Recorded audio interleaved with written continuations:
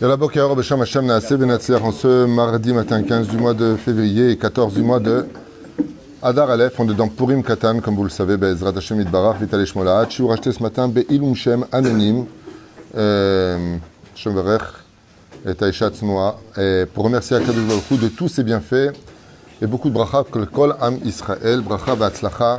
J'ai son nom devant moi, donc on l'a béni. Akadosh Baruch Hu Yivarech Ota Bechol Asher Lechaim Tovim, Shalom Bakom Mikol Kol. En pensant bien entendu en même temps à la Mameira, fois chez les malades, il y a beaucoup de malades malheureusement, beaucoup de tikkunim avant la Géoula finale. Janine Zmira, Bat Alice, Aïcha, à qui on souhaite un prompt réétablissement. Evi Esther Bat Yael, Anna El Narefan David, Simon Nissim Ben, Caroline Laya, Chaya Yafa, Johanna Bat Solange, Shemesh Nissim Nachman Ben Rachel Odaya, Jean-Luc Shlomo Ben Zeira, Meir Baruch Ben Sharon Mazal, Noam Nathan Ben Sarah, j'espère qu'il va mieux aussi, Rivka Bat Esther, Shmaya Shlomo Ben Johanna, Yonachana Baruch Ben Ruth Soufan, Meir Ayakar, à qui on souhaite un prompt réétablissement aussi, Bezrat Hashem, Chlama Mira Chaya Rochama Esther Bat Rivka Yenon, Hay Ben Ruth, Chay Libracha, Bat Vitne Sharon, Yanaï Ben Esther, Saratale Bat Efrat, Miriam Vechen Hashem Atov Moratim Yagdosha Vatara, et tous les malades qu'on n'a pas cités, les Nishmat Kol Meti Israël, Levi Ben Aïssa, René Makhlouf Ben Sarah, Mordechai Ben Rachel, Paulette Khalfoun, Nachma Bat Léonie, Neili Bat Sheba, Sasson Bat Esther, Alevi, Vechen Sarah Bat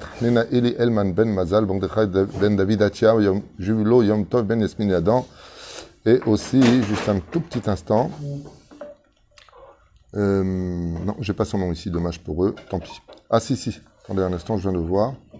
Nishmat Shimon Ben Aïcha. Qu'est-ce qu'elle a ta belle-mère? C'est ma belle-sœur qui rentre en de la Esther Aziza Bat Sassia. Esther Aziza Bat Aïssa. Sassia, Bezrat Hashem, à qui on souhaite une bonne réussite pour l'opération. Qu'est-ce qui se passe? David Ménaché. On va peut-être l'appeler Rabbi David Ménaché.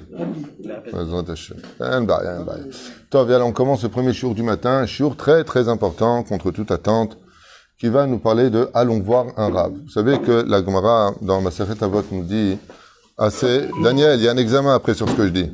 « Assez lecha Rav, ukne lecha chaver, ve tistalek mina safek ». « Assez lecha Rav », nous avons le devoir de nous faire un Rav. Vas-y, « Assez lecha Rav ». Fais-toi un Rav. On ne se fait pas un Rav. On demande à un Rav s'il peut être notre Rav. Vas-y, fais-toi un Rav. Il y a une allusion ici qui est faite très importante et qui peut frôler le Chilul Hashem et voir plus que c'est encore un manque de savoir-vivre terrible.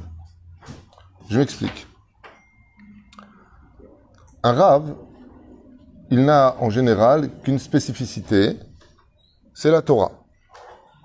Il peut étudier des matières parallèles, comme par exemple la psychologie ou la médecine ou toutes sortes de métiers sur lesquels il peut être ingénieur, informaticien, tout ce qu'on veut. Être rabbin, c'est pas un métier. C'est une fonction. C'est une adhération à une idéologie sur laquelle cette personne se retrouverait en haut d'une pyramide duquel il a une responsabilité qui, le jour de sa mort, le fera plus fuir d'avoir été monsieur le rabbin que d'avoir été une personne simple. Fuir la rabbanoute rajoute de la vie. On dit on raconte d'ailleurs à propos du Rav Ben Sion Abba Shaul, que quand Maran, Arav Ovadia Yosef, Zecher Tzadik Vekadosh Ivracha, après sa nomination en tant que grand rabbin d'Israël a été, une fois de plus, il a fini donc son temps, on lui a retiré ce titre-là pour mettre quelqu'un d'autre à la place. Maran, Arav Ovadia Yosef était vraiment, vraiment très, très blessé de cela. Parce qu'il avait fait un travail assez phénoménal, surtout au sein du monde sfarad en Israël. La seule personne qui lui a préparé un grand festin, c'était le Rav Ben Sion Abba Shaul. Pourquoi? Parce que il lui a dit, tant que tu étais dans la rabbanoute, tant que tu es dans le système des titres importants, ça raccourcit la vie de la vie d'un homme. Parce que tu prends la responsabilité de tout ce qui se passera dans la ville. Donc être Rav, les gens qui très vite courent pour devenir rabbin, alors qu'ils ont ni Nasmarta, ni l'autorisation de leur Rav, ni les diplômes nécessaires, et qui très vite courent pour être rabbin. Ce qu'ils ne savent pas, c'est qu'ils raccourcissent leur vie. Comme c'est marqué, je ne sais pas dans quel livre, j'ai lu ça il y a à peu près 3-4 mois, pour Yosef Hatzadik, une des raisons pour lesquelles il est mort avant son temps, 110 ans, il y en a qui disent que c'est parce qu'ils ont dit 5 fois « Notre Père, ton serviteur », il y en a qui disent comme ça, et il y en a Donc 5 fois il a entendu, 5 fois ça a été dit, ça fait 10. 10 fois on dit que ton père c'est ton serviteur et tu l'acceptes, ça lui a raccourci sa vie de 10 ans. Il y en a qui disent comme ça. Il y en a qui disent que parce que Itnassa Berabanout, c'est-à-dire qu'il est devenu vice-roi du pays d'Égypte. Et donc il faut comprendre que le rôle d'un rabbin, tel qu'on peut l'imaginer, c'est quelqu'un qui non seulement prend d'énormes responsabilités dans ses engagements, dans ce qui se passera dans la synagogue, s'il est rabbin de Beth Knesset par exemple, tout ce qui s'y passera, celui qui rendra des comptes, c'est le rabbin. Donc il est évident qu'un rabbin, des fois, il va dire des choses qui pourront nous permettre de pas l'accepter dans le sens où on va dire attends, ça va, tu vois pas ce que j'ai fait, mais de l'autre côté, lui, il a une responsabilité globale. Quand un rabbin s'adresse à une personne à elle-même, ouais, le rabbin ne voit pas cette personne pour elle-même. Elle voit une responsabilité globale de la Beth Knesset. Le deuxième point qui est très important, donc nous, quand un rabbin s'adresse à nous, on se sent visé nous quand il nous parle. Tandis que le rabbin en général, il voit les choses de façon ambiancée. Par exemple, il va te dire, Abraham, t'assois pas là-bas, viens là-bas. Pourquoi? Parce qu'il sait que celui qui va venir derrière toi, c'est quelqu'un qui te cherche. Alors lui, il voit pas, Abraham va là-bas. Pourquoi le rabbin me dirait d'y aller? On n'est pas à Ougan, je suis pas une ganénette, je fais ce que je veux, j'ai ma place, t'as pas à me dire ce que j'ai à faire. Le rabbin, il voit pas Abraham. Il voit le conflit qui pourrait se dégager d'un truc que quelqu'un lui a parlé, dont il est au courant. Et donc, il veut éviter une hostilité de ce fait. Béhémet, c'est une responsabilité qui est globale. La deuxième chose qui est très très importante, je me rappelle qu'une fois à Kippour, on était à Belleville, dans le 20e arrondissement de Paris, et les deux rabbanim qui étaient en même temps les chazanim de Kippour se sont pris la tête à Kippour. Et on était assez choqués de voir que le jour de Kippour, les deux rabbanim se sont pris la tête. Le jour de Kippour, les deux leaders spirituels se prennent la tête. Et d'un coup, incroyable, mais vrai, aurait dit Jacques Martin, incroyable, ils se retournent les deux et nous disent, vous savez pourquoi on se dispute le jour de Kippour? Alors, il y avait un silence comme ça, pour ne pas que vous disputiez. C'est-à-dire que, et on a éclaté de rire, parce qu'ils étaient super amis, mais ils n'étaient pas d'accord par rapport à un seder de Kippour, comment il fallait le faire. Ah ouais, tirer sur l'autre. Il a dit, nous on se dispute maintenant pour ne pas que vous disputiez. Parce qu'en réalité, comme c'était deux rabbanim, la moitié de la synagogue c'était les élèves d'un rab, l'autre moitié c'était l'autre. Alors les deux se sont pris la tête, en disant au public, vous taisez-vous. Ce qui fait que le rab, il a une responsabilité pour éviter des conflits. Donc quand il va dire à une personne, laisse tomber, ne fais pas telle et telle chose, ou ne monte pas Chazan aujourd'hui, ou, il a en lui, par exemple, encore un petit exemple stupide à vos oreilles, mais le rab, et quelqu'un vient le voir le matin, lui dit, voilà rab, j'ai fait Zera Levatala, ou j'ai eu une pollution nocturne. Il va pas raconter à tout le monde, Rabotaï, les mecs, Thierry, il a une pollution nocturne. Ça regarde personne. D'accord? Et il a l'habitude de monter tous les lundis Chazan pour son père. Okay? Le rab lui dit non, atalo olé. Et tout de suite, les gens, dans leur ignorance totale, ils jugent le rab. Mais le rab, il est au courant qu'il peut pas monter parce que, en plus, il a pas été au mikvé. Assourlo là, l'autre. Assourlo. Ça veut dire qu'il y a quelque chose ici qu'il faut comprendre. C'est une responsabilité d'être Chazan. Par la voix du Chazan monte toute la prière de tout le tzibour. Donc le rab, il est souvent, entre le marteau et l'enclume, pris dans des considérations où il est constamment jugé par le public, et au lieu de poser des questions, il est directement condamné. Vezedavar nora ve'ayom. Non seulement c'est extrêmement grave, mais c'est nora ve'ayom. Vous savez très bien ce qu'on dit nos chachamim. Kol acholek al rav bet knesset kecholek al ashrina. Et si c'est son propre rab, en lo chalek l'olam haba. Ça veut dire que tu viens dans une bet knesset, t'es cholek sur le rab, à moins qu'il s'agisse d'un point ilchatique. Dans ce cas-là, qu'est-ce que tu fais? Par exemple, dans une synagogue, toi, tu connais très bien la halakha. Tu vois que le rab, ce qu'il dit, c'est pas bidiouk comme c'est marqué. Qu'est-ce qu'on fait dans ce cas-là? On se tait ou on reste à sa place? On a le droit de réagir. Qu'est-ce que vous feriez? On se tait. L'onachon. On n'a pas le droit de se taire si on sent que le rab, il a fait une erreur. Al-pi halakha. Mais avec respect, on lui dit. On va voir après. Le fait méol. On se lève, on va voir le rab, et comment on lui dit les choses?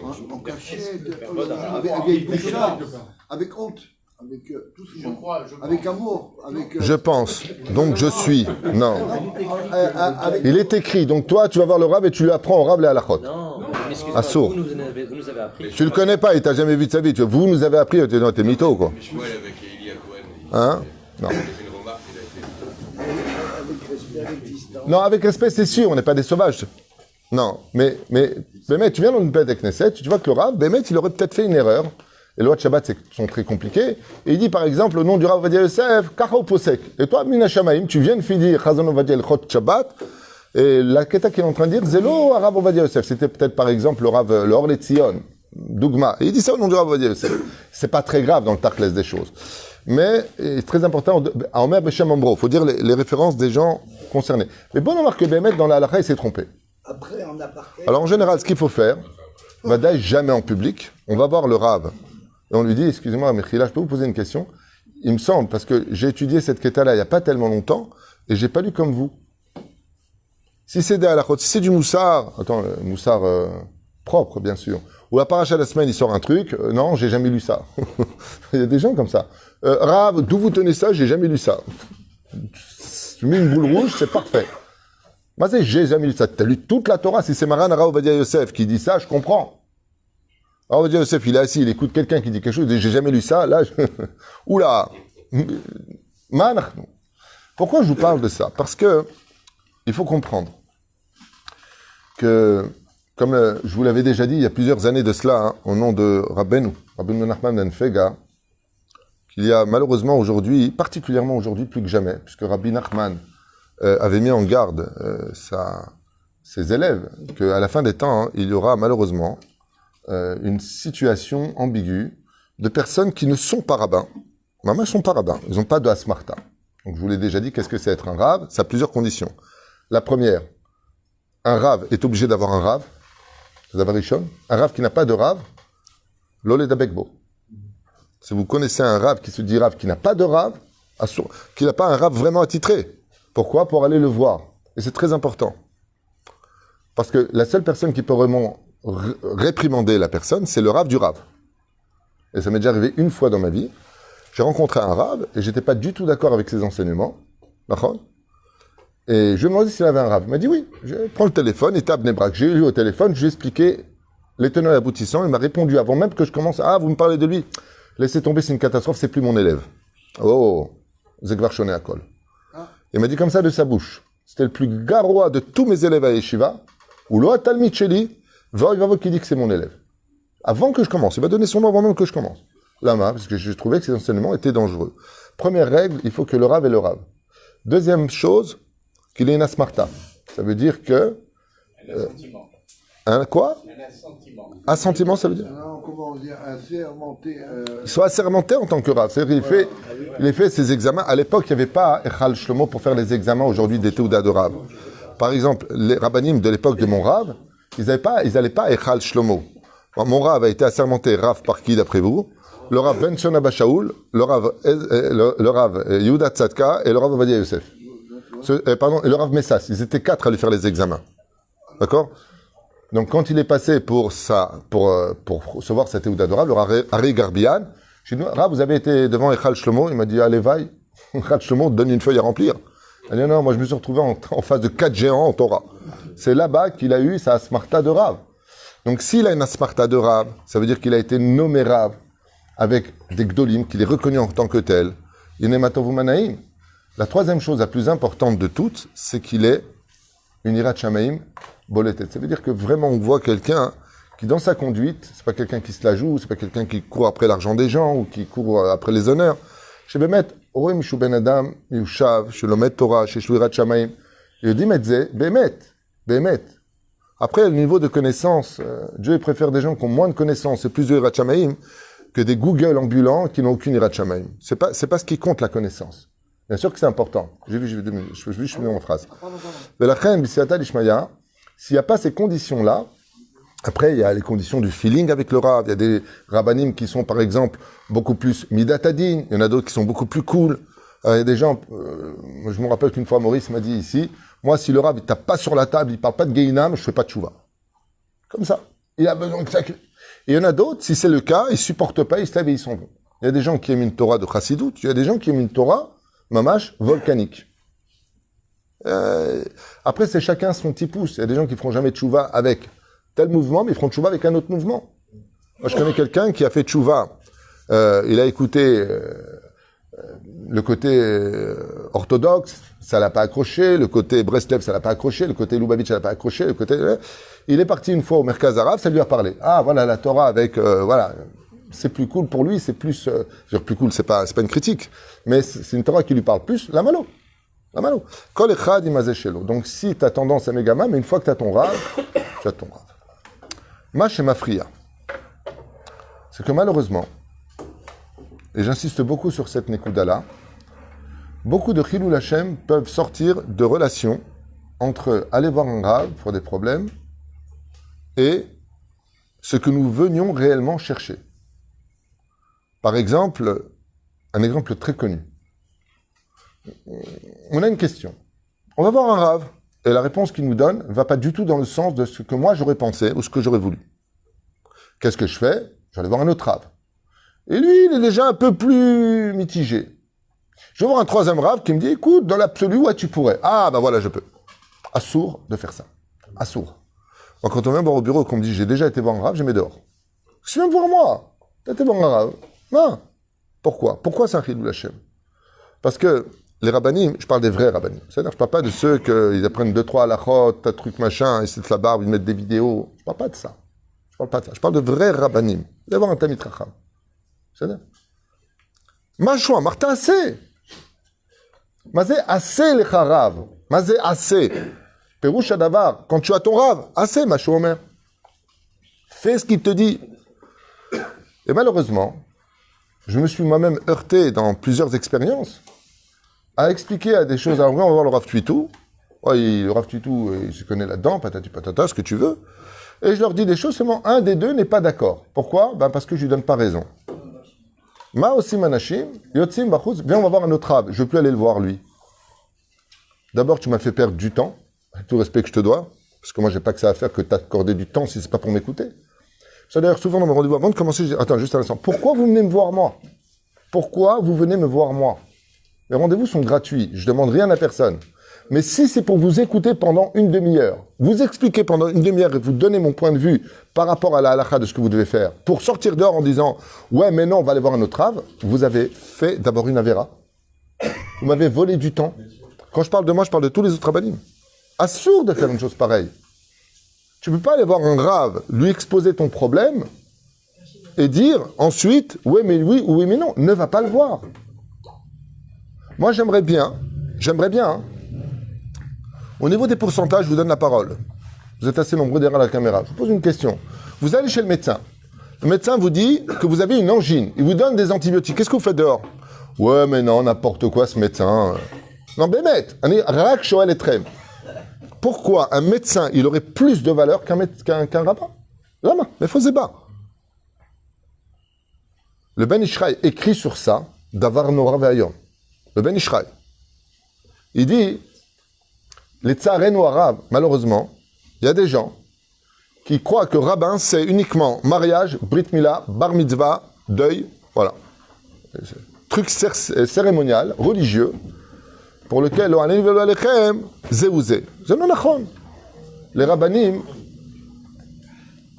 qui sont réellement honnêtes vont vous dire, c'est pas mon troum.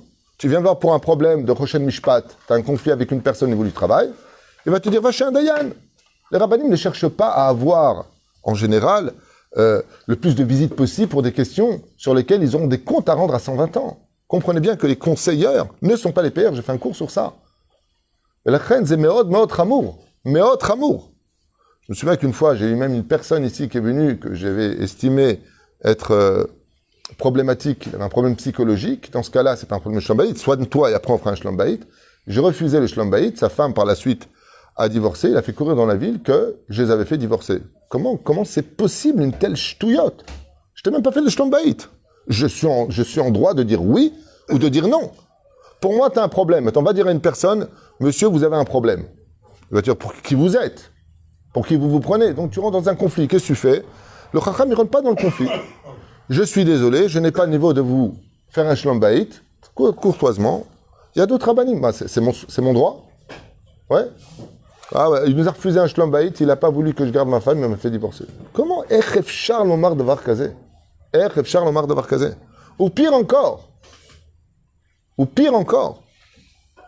Vous n'êtes pas au courant de ce qui se passe. Il y a quelqu'un qui a ouvert un bureau de demander de la tzedaka et il utilise le Rav Tuitou. Je ramasse la tzedaka pour Rav Tuitou. Ah, il utilise votre... T'es au courant de ça? Elle utilise votre... Pire encore, tu veux, la semaine dernière, il y a des gens qui disent ah, mais moi j'ai eu le Rav Tutu, il m'a dit. Baruch Hashem, ils sont tombés sur des gens intelligents. Qu'est-ce qu'on fait ces gens-là? Ils m'ont appelé. Je ne sais même pas de qui vous parlez. J'ai jamais été dans ce lieu. J'en étais sûr, me dit-il au téléphone. Tassim Oulev. Non seulement c'est extrêmement grave, Aval, sachez une chose, et c'est vraiment mon message aujourd'hui dans ce chiour qui est plus qu'un chiour, qui est plus important que tout parce que ça ne mène qu'à des chilou l'Hachem. Virotai verabotai. Quand vous avez des problèmes d'éducation, des problèmes de shlom bay, des problèmes, des décisions à prendre dans la vie, en ce qui concerne le domaine commercial, la Aliyah en Eretz Israël et autres, vous avez un rave, quand vous décidez d'aller le voir ensemble, vous avez le devoir, avant d'y aller, de vous poser la question, ce qu'il dit, on fait. Ce qu'il dit, on fait. Combien de fois ça m'est arrivé de tomber sur des cas où les gens disent « Allez chez le Rav Tutu, allez chez le Rav Tutu, allez chez le Rav Tutu ». Ce qu'il dira, vous ferez. J'estime que le couple doit rester ensemble, c'est pas du tout le moment de divorcer, qu'il n'y a pas réellement de raison de divorcer. Du témoignage de la victime, de la personne qui est persécutée, qui en fin de compte n'est pas persécutée. D'un coup, les parents, ah bon? Il a dit de rester ensemble? Ah ben je suis déçu du Rav Tutu. Je te dois quelque chose? T'es déçu? T'es déçu de quoi? Toi, c'est ton enfant, t'es pas objectif. Les parents sont jamais objectifs. Demandez à n'importe quel psychiatre. Jamais objectifs, les parents. C'est naturel, c'est leur sang. Donc, leur fils ou leur fille, c'est le prince ou la reine. Il n'y a pas de quiproquo. Et je dis à cette personne, excusez-moi, mais je ne vous pose pas des questions à la femme ou au mari. Je pose la question à la personne qui se plaint de sa vie de couple. Ok? Donc, il ne peut pas y avoir de manipulation puisque je pose la question à la victime qui subit. Et la victime me dit, non, c'est pas du tout comme ça. Le plus marrant de l'histoire, c'est qu'à la fin, au téléphone, ils me disent, c'est marrant parce qu'on est parti au Bédine pour nous divorcer. Le Dayan, il a dit, vous n'avez pas de raison de divorcer. Je dis, bah, pourquoi vous êtes venu me voir? Pourquoi vous me faites perdre du temps? Parce qu'à Alpidine, il n'y a pas de raison de divorcer. Il n'y a pas tromperie, il n'y a pas coup et blessure. Il n'y a pas eu waouh. Il n'y a pas. Surtout quand tu démarres un mariage, ça prend du temps, les fondations. Mais tout de suite derrière, ah, le Rav Tutu, que vous restiez ensemble, ah bah alors là, mais quoi? Tu veux quoi? Tu veux que je t'aide dans ta façon de penser? Non, je ne peux pas t'aider dans ta façon de penser. Tu sais pourquoi? Parce que de mes questions, si tu avais été présent pendant le débat, bien, la personne concernée, en fin de compte, ne le définit pas du tout comme un monstre. Elle dit que c'est un bon conjoint, seulement qu'il y a des mises en place qui demandent un peu de temps. Voilà ce qu'elle demande. Vous allez voir un Rav, Gurota Verabotai. Si vous décidez d'aller voir un Rav, ok? Sachez que toute la réussite du conseil du Rav va dépendre d'une chose essentielle. Est-ce que vous avez la réponse? Une seule chose. L'écouter, le croire. Donne-moi ça, la vraie réponse. Pas comme ça. T'as raison, mais c'est pas comme ça qu'il faut le dire. Donne la vraie réponse. Bravo. Emunat Chacham. C'est qui est là? C'est égal. Égal. Viens ici, Douralien. Viens ici, égal, la Tekojik. Viens ici. Zatchouva. Je vous donne un exemple. Vous pouvez aller voir le plus grand des raves. Et c'est marqué dans la Gemara ce que je vous dis. Vous pouvez voir le Gdolador. Le Gdolador. Ouais. Vous n'avez pas la Emunat Rachami de ce qu'il vous a dit. Sa parole, elle tombe aussi vite qu'une pierre qu'on jette par terre. L'une des raisons pour lesquelles beaucoup de charlatans qui se mettent des djellabiotes et qui se mettent des chapeaux melons et bottes de cuir avec des abracadabrucs à 2 balles, il dit, mais c'est marrant, parce que ce qu'il m'a dit, ça s'est réalisé quand même. Donc il a Dieu avec lui. Non. Dieu n'est pas avec lui. Le Satan est avec lui. Non. Les babottes, on les connaît. Non. C'est Taïmouna qui a fait vivre ce qu'il a dit. Et Chachamim nous disent, quand tu vas voir un Gdolador, et vous connaissez tous l'histoire avec Rabbi Yaakov Abu Hatzera à la Vachalom. L'histoire au Tafilalet. Rabbi Yaakov Abu Hatzera, c'est Chassadik Kadosh Ibracha, il avait quitté le Tafilalet pour passer en Algérie. Il était revenu. Quand il est revenu, il y a un enfant de son village, de 16 ans, qui avait perdu la vue. Et sa mère a dit, Baruch Hashem, le tzaddik, il va revenir. Je ne sais pas si c'était exactement Tafilalet, en tout cas une région du Maroc. Et il va te soigner tout de suite. Le tzaddik, il va te soigner.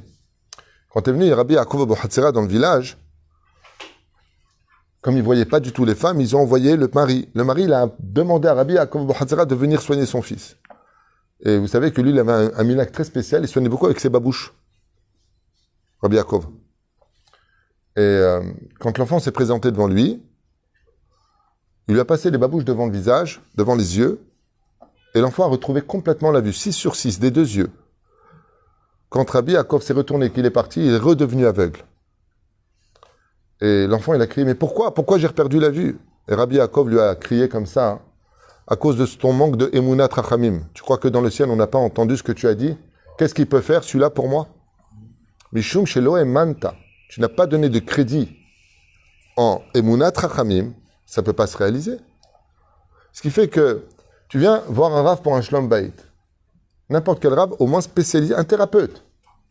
Il te dit, voilà, faites comme ça et comme ça et comme ça, comme ça. Madame, retournez à la maison pour l'instant. On donne telle date. À partir de maintenant, vous ne parlez pas des 2 familles. Tu leur donnes ce qu'on appelle un adracha. Comment on appelle ça? Une direction à suivre. Une thérapie, plus exactement, à suivre. OK? T'appelles une semaine plus tard. Vous avez fait ce que je vous dis? Non. Vous avez fait du Gezelsman. Moi, hier, dans le shlom bayit que j'ai eu, j'en ai eu 3 d'affilée. Je suis rentré à la maison sur les rotules. 3 d'affilée, les uns après les autres. Mamash a été gamour. OK? Le 3e rendez-vous, avant qu'il rentre, écoutez bien ce que je vais vous dire. Toujours. Je dois commencer ma Sechet Tamid. Ouais, OK? Je vais prendre du temps pour vous. Il me regarde comme ça, très choqué. Je leur dis, écoutez, c'est très simple. Je vais vous écouter. Je vais vous donner mon point de vue. Si c'est pas pour le faire, partez maintenant. Ah non, c'est bon. On est venu vous voir, on a attendu, ça fait 1 mois qu'on attendait notre tour, on veut bien venir. Non, parce que Bémet, ça me fatigue. Parce que juste avant, j'appelle un couple de Ra'anana et les conjoints me disent, ouais, qu'ils n'ont rien fait de ce que je leur ai demandé. Pourquoi vous m'avez dérangé? Pourquoi vous m'avez dérangé? Moi, tu restes marié, tu restes pas marié, qu'est-ce que ça me change dans ma vie? Je m'entends très bien avec ma femme. Matam babel yetamoa. Tu vas voir le chirurgien, il te dit un truc, qu'est-ce que tu lui dis? Bon, opération, il faut vite vous opérer. Le jour de l'opération, tu viens pas. Alors pourquoi tu l'as dérangé? Et après, quand ça atteint le fond du fond du fond, alors on regrette. Il est interdit d'aller voir 2 rabbanim pour une seule question. Vous allez sortir avec 3 réponses. Tout le Talmud en est, on peut dire, complètement imprégné. Tu vas voir Hillel, il te dit moutar, permis. Tu vas voir Shammai, il te dit strictement interdit. Tu vas voir Rabbi Eliezer, il te dit moutar. Tu vas voir Rabbi Akiva, il va te dire assour. Vous n'aurez jamais le même son de cloche. Mais à partir du moment où vous avez décidé d'aller voir un rave pour n'importe quelle question, pour acheter une maison, n'importe quoi, l'homme échané, vous voulez ce qu'on appelle Da'at Torah. Parce que le rave, il ne va pas vous donner son opinion personnelle. Il n'est pas mieux que vous, le rave. Peut-être que vous avez plus d'expérience que lui. Le rave, lui, il est là pour représenter l'opinion de la halakha et de la Torah. C'est pour ça qu'on vient voir un rave. Ça me fait rire tous ces gens qui se la jouent modernes et qui ont plus raté leur vie qu'autre chose, qui te disent, je comprends pas, tu vas voir un rave, je comprends pas pourquoi, tu vas voir un rave. Bon. Ça me rappelle les trucs, tu sais, dans les voitures, il y a les chiens comme ça, avec le cou qui saute. Ils ont raison au niveau d'aller voir quelqu'un d'autre. Tu as besoin de voir quelqu'un d'autre, on peut prendre conseil. Mais quand tu vas voir un rave, c'est pour savoir Al-Pi Torah, Mawadin. L'opachot veloyoter, il y a 2 semaines de cela, un homme vient me voir avec sa femme pour un shlom bayit, il me dit, voilà, ma femme me trompe. J'ai mis à la porte. Je lui dis, j'ai rien que cette phrase-là, tu sors d'ici. Il me dit, pourquoi? J'ai des preuves. Je lui dis, t'as des preuves? T'as 2 témoins? T'as des vidéos? Il dit, non. T'as 2 témoins? Non. Je lui dis, j'ai rien que cette phrase-là. Ouais. Vous savez ce qui me sort? C'est ce qui me sort? Ah ben, vous êtes comme le Beddin, hein, vous m'avez vu. Pareil, mais ils ont raison. Ma femme me trompe. Tu sais ce que c'est de faire un mauvais nom? Un teshuva. Mais à marquer, t'as trompé. Non, mais, Rav Tutu, je suis pas idiot. C'est-à-dire, mais là, l'halakha ne pense pas comme toi, tu vois. C'est-à-dire que l'halakha, si tu n'as pas des preuves, d'abord de dire, ma femme me trompe, c'est davar chamour me'od. Zemoti shemra. Vous savez ce qu'elle dit la Torah de ça? Le mec, il n'a pas de kapara. Assour. Par contre, le Beddin, s'il y a des preuves, il marque dans le dossier. Cause de divorce, femme qui a trompé. Ce qui fait que le nouveau mari, quand elle se remariera, il saura pourquoi elle a divorcé. Pour pas qu'elle m'écarte out. Pour pas qu'elle cache quelque chose aussi grave. Mais de venir dire, Ouais, de toute façon, tu parles trop avec mon copain, je suis sûr que tu couches avec. Ouais, de toute façon, ma femme me trompe. Ma pitom, ou le contraire, de dire ou d'annoncer que ton mari te trompe, tu as des preuves. Combien la Torah nous demande avant de dire quoi que ce soit? Shtaim, Oshlosha, Edim, Yakum davar. Yakum, pas tishpot, Yakum, mazé Yakum. Avant de soulever un problème, il faut que tu aies des preuves flagrantes, réelles du sujet. Et les gens, ils viennent directement avec des accusations. Bon, le rab, ils sont en train déjà de mettre sur le truc. Bonjour, ça va, voilà, ma femme me trompe. Alors je dis, ben écoutez, alors divorcez. Vous êtes stupide. Pourquoi vous venez me voir? Vous êtes si sûr de vous? Ouais, non, mais je veux un shlom baït. Je dis, non, monsieur, si je suis votre délire de dire que votre femme vous trompe, je n'ai pas le droit de faire un shlom baït. Vous savez que ça fait que deoraita les chumra. Bon, je pense qu'elle me trompe. Je dis même cette phrase-là, ça moti shemra. Bon, j'ai un problème avec elle. Oh, asseyez-vous. Ouais, Rabotai, yeshpo alacha. Les rabbinim, ils n'ont pas le droit de verser des larmes si vous pleurez. Ils n'ont pas le droit d'être de votre côté si vous leur faites un don. Ni l'argent doit les acheter, ni vos larmes, ni votre peine, ni quoi que ce soit. Ils ne sont pas là pour jouer les psychologues. Ils sont là pour écouter Da'at Torah. Parce que leur conseil, si un rav remet ensemble un couple interdit, comme ça s'est passé une fois, un couple en France s'est disputé, ils se sont séparés. N'étant pas religieux, la femme est partie voir ailleurs. Après 6 mois, ils se sont remis ensemble. Et une personne les a remis ensemble. Est-ce qu'elle avait le droit de le faire? Non.